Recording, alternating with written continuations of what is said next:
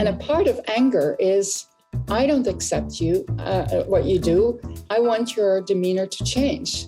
So I think that that it's helpful for us to see our emotions not just through the lens of our direct relationship, but also through the lens of our societal structures.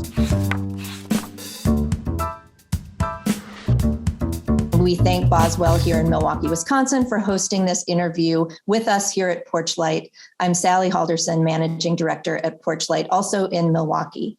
Tonight, we welcome Batja Mesquita, a Dutch-born social psychologist, cultural psychologist, and affective scientist who studies the role of culture in emotions and of emotions in culture and society. I'm really excited to talk to you about your book, Between Us, How Cultures Create Emotions. Hello, Batja. Hi, Sally. Thank you for having me here. We have so much to talk about, and I want to highlight a few things before we get started. And I am curious, I know we talked earlier, if you're willing to read a little bit from your book. Mm-hmm. Excellent. So what we're looking forward to talking about today is the important distinctions you make about emotions, in particular, mine emotions that we feel individually and ours emotions that we experience in the space between us, and how those types of emotions are shaped by and valued by different cultures. And what I found most poignant about your work is that it enables us to access a level of empathy for one another in a way that we might otherwise ignore.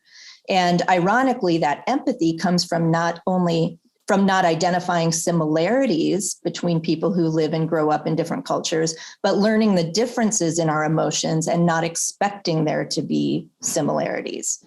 So I have no doubt that by the end of this discussion, our audience will find that same gift of understanding, and we look forward to hearing a little from the book. Okay. The first time I became aware that my emotions were not like those of people from another culture was when I moved to the United States. I was raised in the Netherlands and saved some short ventures to other European countries. That was where I had lived until I was about 30 years old. In many ways, my transition was easy. My English was conversational when I first came to the States because I used it professionally, and my American colleagues couldn't have been nicer. But I had difficulty making sense of others' emotions. And likewise, it was hard to gauge the state of my relationships. Did people like me? One time, I had new friends over for dinner. The meal was tasty and the conversation was engaged and at times intimate. We had fun. It seemed like this could be the beginning of a real friendship. That is, until my guest left and thanked me for dinner. I felt crushed because it had now dawned on me that we had failed to make a true connection. The way I was raised, where there's gratitude, thanking someone for dinner, there's no room for friendship. Thank you for dinner felt to me as an act of distancing rather than an expression of appreciation. I would have liked my guests to say that they were looking forward to spending more time with me, that they really liked the evening together, or that they felt happy or connected to me.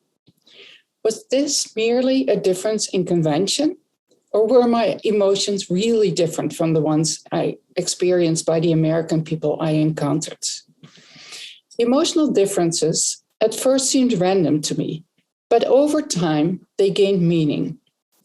I came to understand these emotional differences as serving divergent relationship goals. Pleasant emotions that would be appropriate in the Dutch context prioritize the connection between equals. At the end of a dinner party, or throughout actually, you would emphasize the connectedness between people, referring to the get-together as gezellig, a Dutch culture-specific emotion word.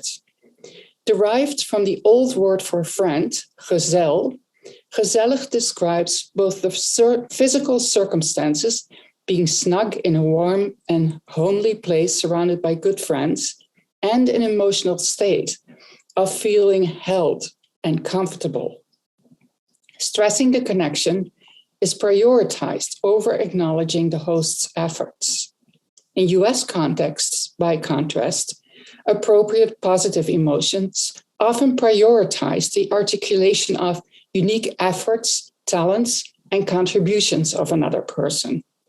Friends and acquaintances contribute to each other's sense of value or self-esteem. In America, you praise and acknowledge each other whenever you can. This couldn't be more different from the Dutch context, where no one should feel or act any better than another person. No worse, but certainly no better either. My mom used to tell me that acting normal would be crazy enough, usually in response to me doing something that, in her eyes, caught too much attention. Nobody should stand out. When I asked my mom growing up if she considered me pretty, hoping she would say yes, I guess, she answered, "I think you're about average." She was telling me the truth, both grounding me and providing real connection between me and her. I think it will be obvious for our audience why that's such an illuminating section from your book. And I wanted you to read it because I think it's very relatable. And we have all been in a circumstance where we've been to a dinner party and we've wanted to effusively thank the host for how much work they've put into the dish. Oh, you must have been slaving all day, right? And it wouldn't intuitively occur to us that that kind of compliment would be taken in any other way. And so when I first started reading your book and read that passage, it really illustrated this difference that you're trying to point out here between how different emotions are created by the culture, and then how maybe our expectations that everyone has a common response to situations is just that, an assumption. So if you would tell us a little bit about your motivation for writing this book, which I know stems out of your research, and talk a little bit about your specialty as an affective scientist and cultural psychologist, and how this book came to be. Yeah, I think this book came to be in part because of the experiences I had. But what I say in the book is what is so striking about my experiences in America is that I had those experiences after I had studied cultural differences in emotions for 5 years for my PhD research. And it never, I described the other people's emotions that I studied as culturally different. But it never quite hit me that my own emotions weren't so much the standard, but that they actually were cultured as well. So that's definitely a part. But I think the more general point is actually one that you made earlier. I think many people think that emotions is what makes us human. And I think so too. I think emotions make us human. I think emotions tie us to the things that are important to us, to the relationship and the other people that are important to us. But they make us human without being universal. So I think my main motivation is actually to say, yes, we have shared humanity, all of us, by having emotions. But what those emotions look like can be very different depending on what is important to you in your culture, how you're used to doing emotions together, what kind of relational goals you have. And what I mean by that is exactly, are you connecting among equals, or are you praising each other and making each other feel good? Right. And it's good to recognize those. And I think I actually think it's teachable. Some of my American friends will now say, well, I would thank you for dinner, but I know you don't like that. And I say, no, you can thank me for dinner now that I know that. Now I understand it. Yeah, right. that it doesn't mean we are not friends. Right. So I think there is communication possible, but I do think that a lot of the assumptions we have in our daily life are actually fed by the experiences we have had and the and the ways that that we have experienced emotions in the particular relationships that we grew up with. Right. And I think even though when you're reading your book and the example that you gave in the piece that you read does speak to cultures globally, Mm-hmm. I think there's so much. And I suppose my question would be, would you agree that the same principles or the same insight that you uncover about how our emotions exist between people can be applied, whether it's in the workplace or in the family or in a spousal relationship or a friendship, and how absolutely our environment is a culture. Yes, absolutely. And when I say culture, I mean, I don't mean the national boundaries. I think culture for me are the experiences that you have with a group of people. And so cultures have been defined by national boundaries. I mean, that's certainly one by origin, by religion, by gender, by you can by cohorts sometimes, by age. So you can define culture in many, many ways. And there is no principled reason why each family doesn't have a culture. I mean, it would be hard, I think, in research to show that there are differences. It's much easier to show the differences when you look at drastic or dramatically different cultures. But in principle, I think there are gender cultures. And in fact, I have an example in my book of a gender culture where I think I'm very female in a largely male environment. Mm-hmm. And there too, I think, I mean, I can tell the story if you want. I was going to say that's in one of my questions. So let's just go right there. And is this related to, I think you call it an emotional ceiling that women often have? I don't know if this is the same, but we'll get there. Go ahead. Let's go with your story. It could be. I remember now that I wrote that. I mean, the story was I was the head, and I still am the head of one of the research groups in my department. And there was money to be divided. I mean, very brutally. And I thought we deserved to get some of the pie. Right. And they didn't give it to us. There was a proposal for a meeting with all the heads of these departments, and they didn't give it to us. And I started saying why we needed it. And I defended why we needed it. And I had all these arguments lined up. And then I started to cry. And as I was arguing, I mean, it wasn't that I wasn't defending my department, but I started crying. These are all my colleagues, all the other heads of the department.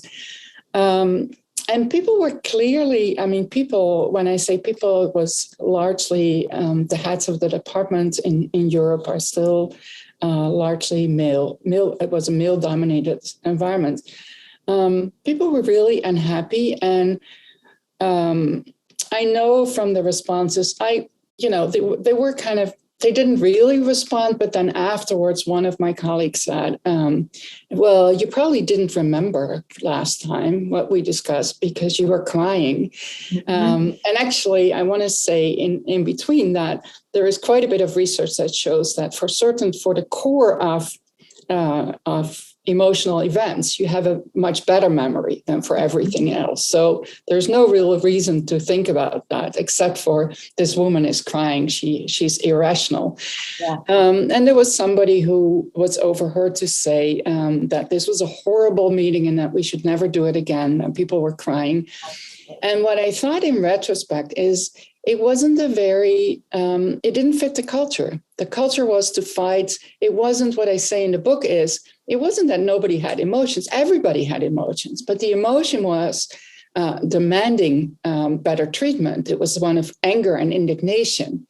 And what I really did with my crying is I asked for help. I reached out and wanted connection, and I wanted people to help me. I mean, that's not what I thought at that moment, but when I rethought it, I thought, the relational goal here, and I think it's really good to think of emotions as relational goals and what you're doing in the relationship. And so what I was doing in the relationship was I was saying to my colleagues that I was feeling bad.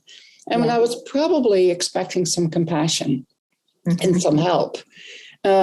Anyway, I'm not, this is not. So what I say there, I do use emotional ceiling because I think it's one of those small ways in which people misfit that can cost them.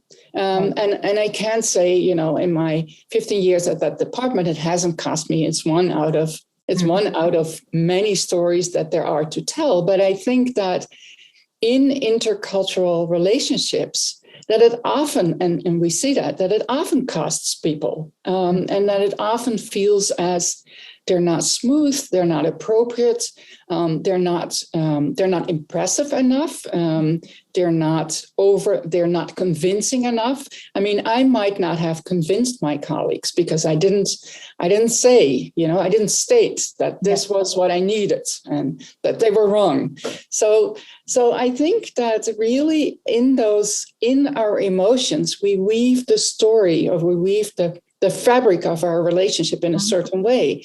And some of those ways are valued in certain contexts and some of them are not. And as you say, I think it's very important within a society to acknowledge those differences in how people weave their relationships and what emotions do, how they do it, and do not assume that your own way of doing it is the only right one, and that the only person who is respectable and to be taken seriously is somebody who does their emotions exactly like you. Right.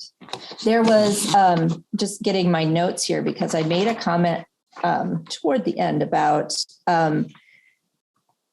you write on page 215 that there are no right and wrong emotions. There are only emotions that are right and wrong in a particular context by particular standards.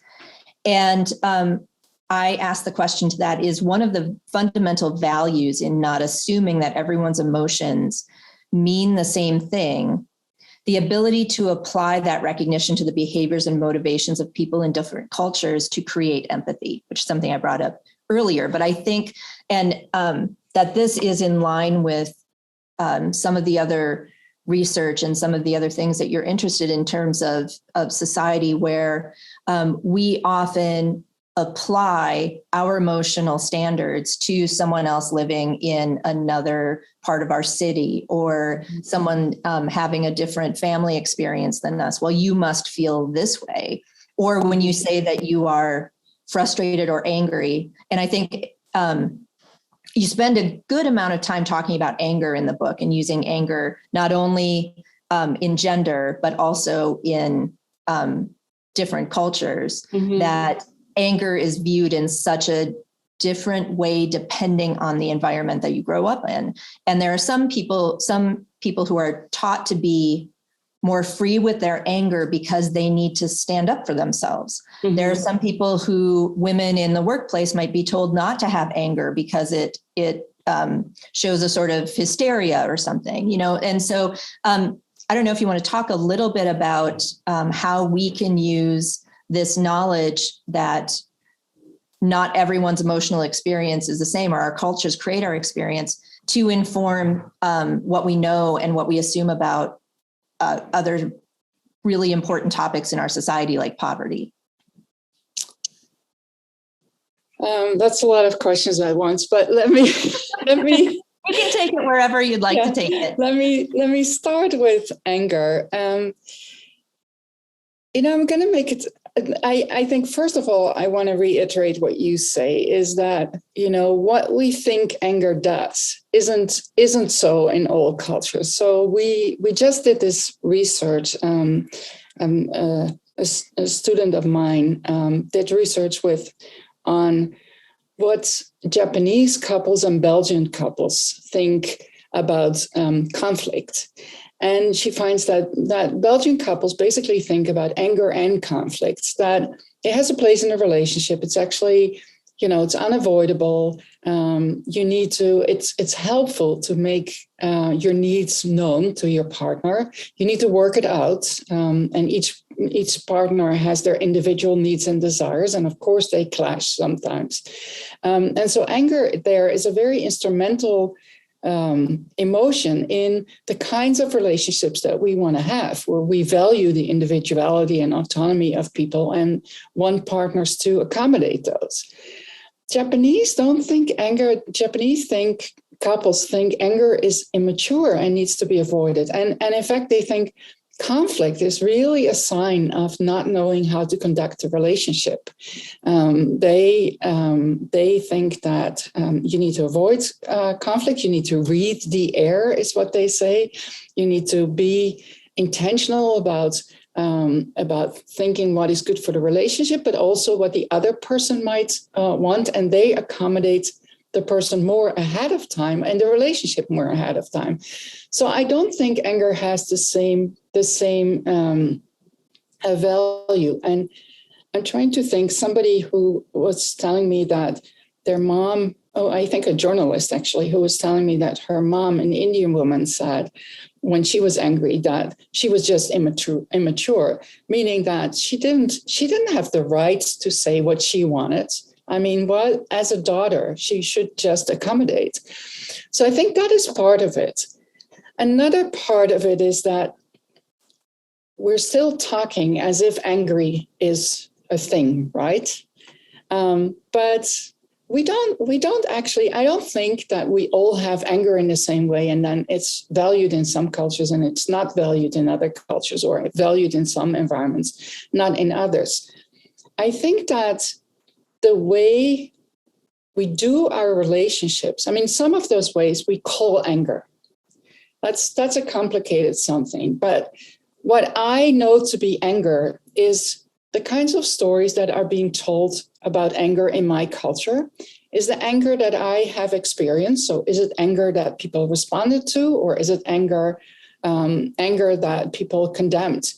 Is it anger that other people yielded to, that they gave me more power for? Or is it anger that other people avoided, looked away from, condemned, ignored? So I think that what we have as anger experiences is completely different in those different cultures. If you think of it as anger is a set of stories that we know, that we have experienced, then the interpersonal stories that are related to anger are very different. So what we expect when we see something, how much we're even inclined to see something as this is unfair. I don't want you to do this, which anger I think is just different. And it's also different in what people get from it. So when you say, for women, it doesn't have the same effects, or it isn't, that's true. I mean, if you show a woman leader with an angry face, nothing happens. If you show a male leader with an angry face, then people think they have more power, and they should have more power. They're more competent. So we do see that those stories actually occur differently in different lives. Where was I going with this? Can you explain how an emotion like anger is different in different cultures? Yes, we also see it in child rearing. We see that cultures have very different responses to their children being angry, and even that the anger is sometimes condoned or even encouraged, and sometimes condemned, depending on the situation that it's in. So there's this Peggy Miller, developmental psychologist, who followed working class American moms in Baltimore. Mm-hmm. And she found that the moms actually thought their children should stand up against unfair treatment. So if somebody treated them unfair, they should be strong enough to defend themselves. But when those same kids got angry towards their mom, they were very dismayed. They thought that was a spoiled kid that they didn't tolerate. So the value in anger and how much it's encouraged may also depend on the specific relationship in which it takes place. Mm-hmm. I think that all of that was really fascinating, and thank you for responding to my fire hose of questions. It's a really the concepts in your book are so interesting, and I think so applicable to how we process emotions and relationships and make that connection. And I want to sort of go back to something that I initially opened with that I know is a key component of your book, which are the mine emotions and ours emotions, and sort of that being a fundamental distinction that you've been making. And if you can tell our audience about where you see that, and then how that works in relationships. This is an interesting one. I think that our culture places, when we talk about emotions, we usually think about feelings that are inside us, that define our most private, that make us authentic. That's how we think about it, that are deep in a way. And, let me say right away that I was no different in assuming that when I started to study emotions, that I thought that if you wanted to understand people's emotions, that you should dig deep into them, whatever that means, in their mind, in their brain, in their bodies. And then I think two things happened. First of all, other cultures often do not talk about emotions that way. Other cultures often talk about emotions as things that happen between people. So an example that I mentioned in the book is Japanese had no idea when we tried to ask them, how intense are your feelings? They couldn't really answer that question. And, in retrospect, they couldn't answer that question because I asked them something about their deep feelings inside them. But they didn't think their feelings were inside them. They thought that emotions were between people and that they were things that you conducted between people. So that's one way to say is that different cultures really think about emotions as different creatures, so to say, different animals. So what I mentioned in the book is the movie Inside Out. I think the Pixar movie Inside Out is a movie that represents emotions exactly like we see them in Western cultures. They're inside the head. They're always the same, no matter how they come out. So the first thing to observe is that many cultures do not talk about emotions that way. And also when you ask people what are emotions, or when you ask them to look at faces and say, what do you see? People often don't give feeling words. They give behavior words. They say crying or laughing instead of being happy and sad. So that's one thing to say. And that has real consequences. Your culture talking about emotions in those different terms has real consequences. So what I say in the book is the mine emotions are mental feelings. That's the M inside the body. That's I am. And then essentialists, by which I mean essences, by which I mean they're always the same things. Now contrast that with ours emotions, and that's the letters are scrambled, but it's outside the person. It's relational acts instead of mental feelings. Right. And then it's situational in the sense that they're always different depending on who is there, what happens in the situation, what the situation requires. So this is how a lot of cultures think about emotions. And we'll probably return to that, but thinking about emotions that way really has consequences for how your emotions are experienced or how they evolve. The other thing I want to say in the book is maybe we all have a little bit of mine and a little bit of ours. When I talk about emotions having relational goals, what I actually say is we feel things to weave the fabric of our relationships, right? We feel gratitude. As we feel gratitude, we really make important what the other person has done for us. Right. As we say gezellig, what we make important is that we're all together and that we have this connection and that is comfortable and held and probably snug and warm in the environment. So So I think we all also can look through the lens of ours at our emotions, and that some of our emotions, even the emotions that, even Westerners who often think about feelings, that we can learn something by taking this lens of ours and making it more important. What is this emotion doing between you and me? What is the relational act? What is my anger telling you, actually? What do I want to achieve in our relationship? And what is the anger in this specific situation? What does it want from me? How do I express it? So I think it's some people, I see some reviewers have understood me as saying they have our emotions, we have mine emotions. Right. I think we talk about our emotion mostly in terms of mine emotions. There are certainly cultures that talk about emotions mostly in our terms, but I think of it more as a way of thinking about emotions that can be foregrounded or backgrounded in the culture.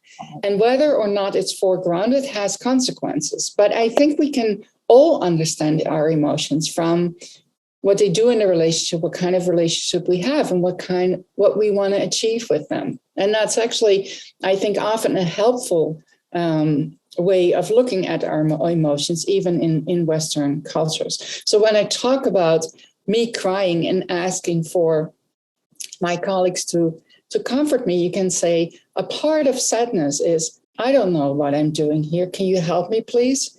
Mm-hmm. And a part of anger is, I don't accept you, what you do. I want your demeanor to change. Mm-hmm. So I think that it's helpful for us to see our emotions, not just through the lens of our direct relationship, but also through the lens of our societal structures. When I have more of we talked about that, men and women. Men have more entitlement still to be angry because it means demanding that the world accommodates to your wishes. So I think it's helpful to analyze those emotions from the point of view of ours, even if we also can see them as how they feel. I think that I found it very eye-opening, and not from an in the sense that I am an American, and you do make a distinction in the book between some cultures and others in terms of countries and our experience and that kind of thing. But I think what was interesting to me in terms of my experience is that we get a lot of pop culture influence to, as you say, dig deep into ourselves, figure out what our emotions are. That we're told when we are trying to aspire to be better at something that another person's opinions or judgments or how you make them feel is mm-hmm. their business. And I think mm-hmm. there's a very common saying that I won't be able to say exactly, but it's something about, you can't be responsible for how someone else takes mm-hmm. whatever it is you do, mm-hmm. right? Like that's their business and this is my business. And this is transformative in the sense of, yes, I can go into a conversation with my friend or my husband and say, you made me feel this way, mm-hmm. but whatever his emotion is when he hears me say that transforms into something else mm-hmm. between us, right? Mm-hmm. So there is I think there's a transformational aspect of this that I think is really important for people. Mm-hmm. You're not isolated. You are part of that relationship or amongst that connection. Yeah, I think we live in a culture that really I count myself to that, but I think we live in cultures that really emphasize the concerns and the interest of the individual. Mm-hmm. And that's a choice you can make mm-hmm. as a culture and as an individual. but it's not the only way you can choose. And in fact, I think that we do more accommodating to each other than we realize. I think, I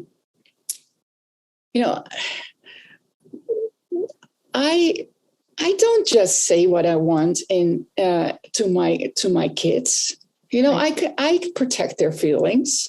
I don't just say what I want to my boss either. I don't just say what I want. I mean, I can, for sure I can, but is that necessarily better?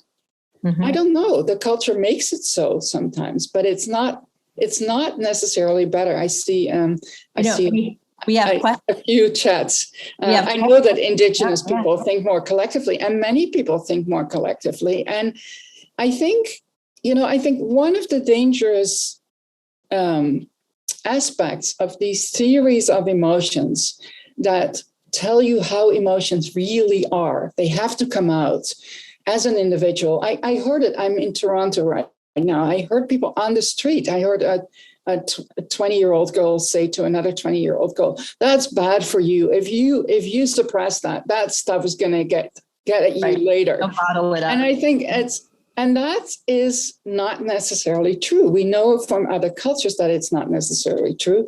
We know it actually in some of our research in Western cultures also. We know that if people count to 10, their anger has not necessarily escalated. It goes down. We also know from grief research from my colleague George Bonanno that people don't have to be sad all the time to get over their grief. They can actually connect with other people and have fun with other people. So the idea, of course, thinking that way will do something. And that's what we see. We do see that if people stick to their authentic individual feelings and then suppress them, that this comes at a cost. But that if people work towards seeing the situation in a different way, looking at the interest of other people, accommodating, not in an involuntary, oppressive way, but just in also considering other people's concern or considering the concerns of the collective or the group. That doesn't have to, it's not the nature of emotions that has to hurt you individually. We know enough to know that may be culturally true when you cultivate emotions in that way, but it doesn't have to be that way. That's a wonderful distinction to highlight. This, like, you can choose. Yeah. We choose, yeah. And I was talking to a psychologist friend yesterday about that. I think much of our therapy practices, and this is a can of worms, is actually very focused on our individual concerns. And that you could say, I mean, anytime that I have done some therapy, that the therapist has said to me,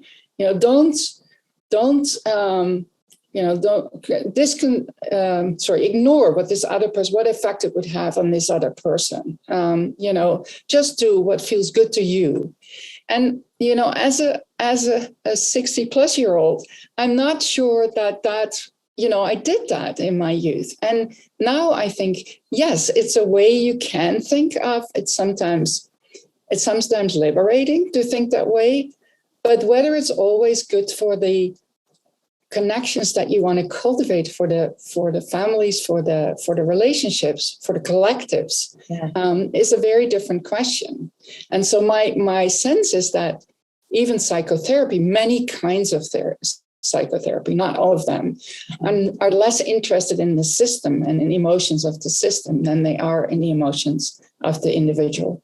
Right. And I think we often in therapy are given to feeling like worrying about other people's emotions is depleting or draining, right? And we have to charge our battery when we may, going back to the dinner party situation, we actually may recharge our battery by making that connection.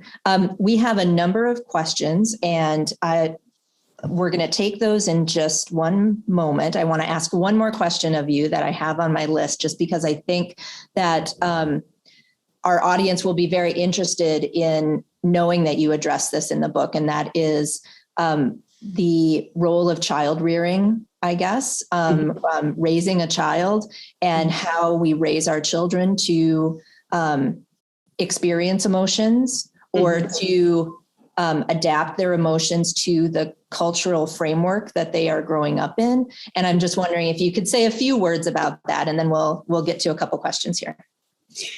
Yeah, I think it connects to some of the things we've talked about earlier, that I start the chapter on child rearing with an example of me and my children's father, how we tried to make them feel good about themselves. And, you know, my son did something, it was really stupid, but when you gave him a book turnaround, he knew how to hold it back, the right side up. So we gave it to him twisted, and then he turned it up, and we were in awe, and all our visitors were in awe, and we created and recreated that situation. And it's just an example, of course, but we have all these practices where we make our kids feel good. And American, especially middle-class parents, will tell you that children should feel special and they should feel good about themselves and have self-esteem.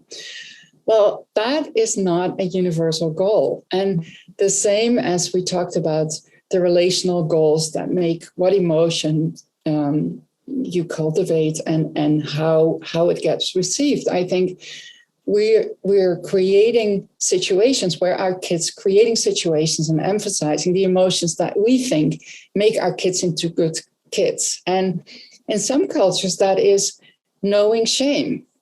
Chinese mothers from Taiwan said that their worst fear was a child without shame. They didn't have a good word for self-esteem or for feeling good about themselves. What they said is a child without fear, that's a child that's up to no good. They can, they can't deal with frustrations. They're just very self-centered. So a child needs to feel shame, because shame a shameful child knows their proper place in the hierarchy.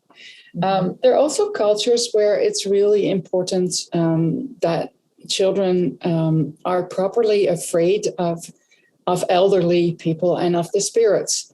And actually, if you think that's a weird idea, then the 19th century Americans were still to a large extent focused on having instilling the appropriate fear in their children, the fear of God. So I think, again, emotions are not good in and by themselves, but they're good with regard to what you want to do in a society, what you want to do in a relationship. And child rearing practices, socialization of emotion is vastly different. And it's not necessarily bad when parents shame their kids. We have to accept that that it may be bad for some purposes. If you wanted to have a child who was full of self-esteem and very self-certain, then maybe shaming them is not the route. But if you wanted to have a child who is humble and knows their place in society, then shame might be the right emotion. So it's a fascinating chapter. And as a parent, I certainly reflected on some of those practices that we put in place for our children and what we support and how we shape them. Let's read it. Let's go to the questions here. And also, I don't have access to the chat. I see that they're coming, but I can't read them. So I'll read them to you.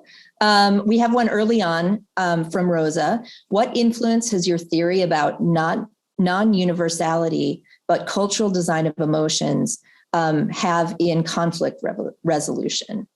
What influence does your theory have in conflict resolution?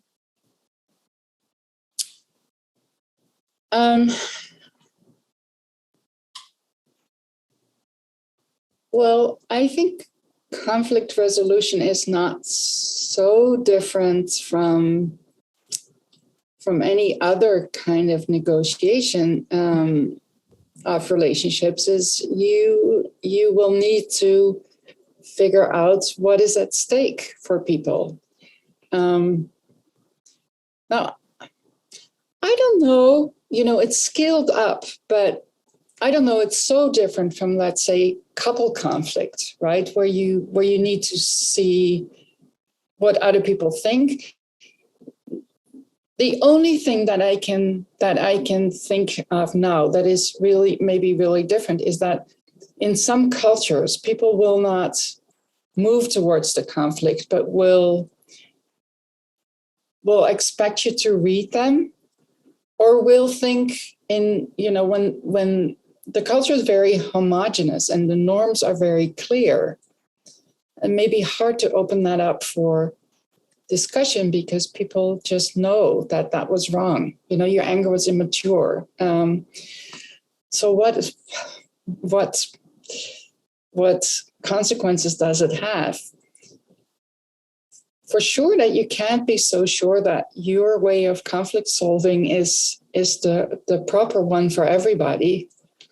I think you cannot always know if there was a conflict, maybe. I think that actually goes to Jennifer's question too, that she says, would this mean it's not exactly helpful to ask someone how they're feeling, and why is "how are you" so often used as a greeting? And I do think that there is, I thought about that in terms of the dinner party and in general with our discussion here, that if you are the person carrying this knowledge into a relationship or into a conflict where you know that there's the mind emotions and your emotions and you're trying to make that connection, how do you start that? And I know at the end of your book, you do offer some steps to learning how to do this. What would some of those steps be? I mean, I don't think we can know each other's feelings, but I actually don't think we really do it within a culture either. I think that often what we do is we infer from circumstances what people feel. And when you're in the same, it works to some extent so what I say in the book is, and I think that would work in conflict negotiation, and I think it would work in trying to find out what somebody feels. I think when there is an emotional episode or event, I think the number one question you have to ask is, what is at stake? Why is this important? Is this situation important?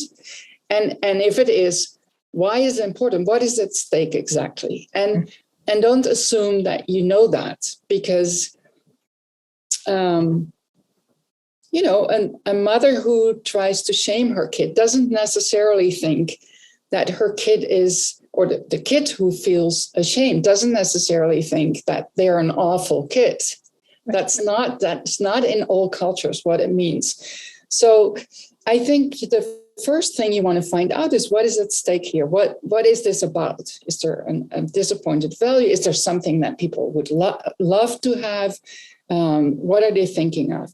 The second thing that you can try to ask what kind of feeling people have, but what the emotion is anyway, not necessarily what they feel deep inside them, but what is going on, what is the emotion, what are they doing? You can observe. And then I think one of the things to try to figure out is that a good or a bad emotion? When I say those kids are ashamed, and I've seen developmental psychologists thinking that a kid who is ashamed of themselves, that's bad. That's connected with depression.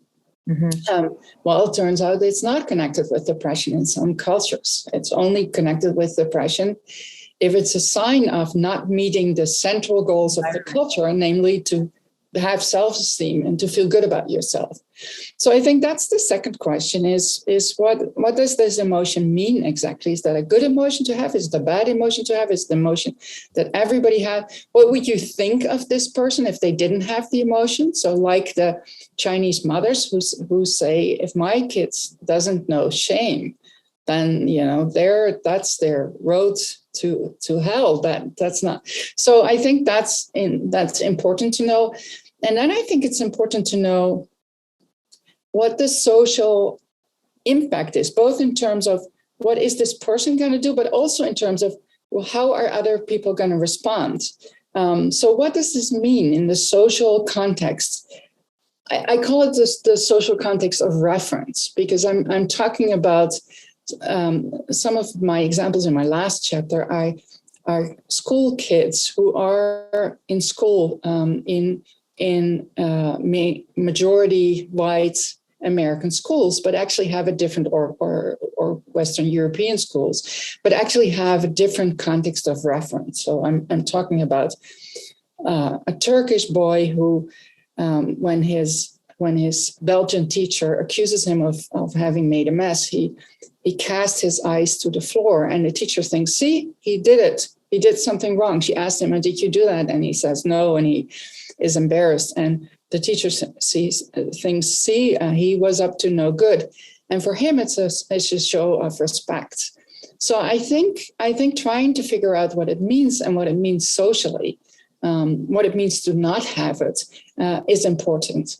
Now, I think we can try, and, my own experience, as I mentioned about friends at dinner party, is that you can open up about it, and that you can try to get it, even if it's not your emotion, that you can try to get what is at stake for somebody else. So my American friends know that when they say thank you, that could be associated by me with taking distance. Yep. So I think I don't say it's an easy solution. On the other hand, I'm not sure, we talked about what is a culture. I'm not sure that it's so different from finding out anyway from other people why it's important. But you have less assumptions to go by.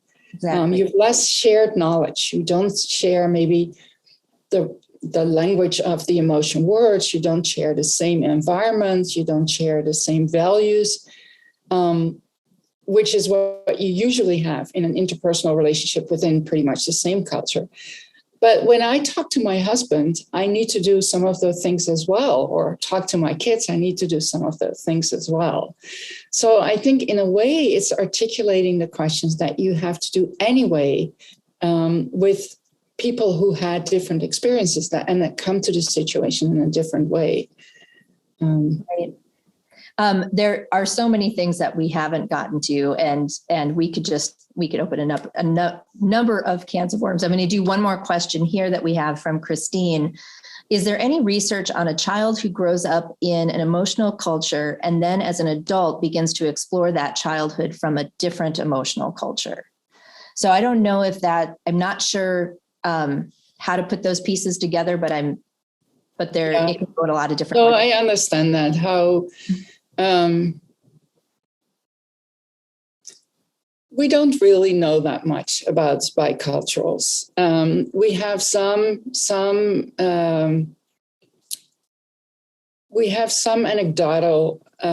anecdotic stories about kids who look back on different childhoods. We also have. I mean, the example of the Indian. We also have kids who grew up in their parents' culture, but also are exposed to a majority to a new normative culture. We know something about them, but we don't know so much. And I get the question. Many kind of therapies are looking back on your childhood and trying to analyze what happened in your childhood that make you feel the way you do now. And so how would that happen if you in the meantime bridged or transitioned to another kind of culture? Mm-hmm. I don't think there is very much research on it. We know that we know from linguistic literature that people are often still attached to their first culture. We also know that people can really become parts of two cultures, that they can do one culture in one context and another culture in another context. There's some research, not specifically on emotions, that shows that people can be more creative when they have different cultures, because they know different ways to see the culture, we also know that it's very different whether those cultures are compatible or not compatible, whether being a member of one culture is you get discriminated by the other culture. So if there's conflict between cultures one way or another, it's harder to reconcile them. But really, your question, I think, specifically applies to psychotherapy, and I don't really know that. I see another comment on children of interracial relationships. I think, what I honestly think is that this way of thinking about emotions opens us up to asking all those different questions about emotions, that all those questions that are interesting and that weren't really on the table when we thought that really everybody, regardless of race, regardless of culture, had those same little characters or figurines in their hat, the ones that the Pixar movie showed. So I think it opens us up to questions that I'm not able to answer all. Mm-hmm. I think that's a very good place to conclude in just saying that this feels a bit like the tip of the iceberg, and in the sense of there's much more to be revealed once we accept, embrace, explore this knowledge that you bring to the table, that there is not one universal experience of emotions, and drawing assumptions or applying assumptions to your relationships with other people that there is a bit of a minefield. And we can actually start exploring these in our own relationships, in our own workplace cultures, in our sort of greater experience in the world. And I really hope that all of the people who commented and chatted today and the people who attended pick up a copy of your book, read more about this. And it is really has sparked a wonderful conversation. I'm very thankful for your time. Thank you. Can I say one thing? I think actually that I said it opens us up for questions, but of course it also opens us up for interaction, right? It's in a way, it's hopeful that we can, through our differences, communicate. So I think that by not assuming that everybody is feeling and having their feelings in exactly the same way, we can actually try to, if not converge, understand each other better.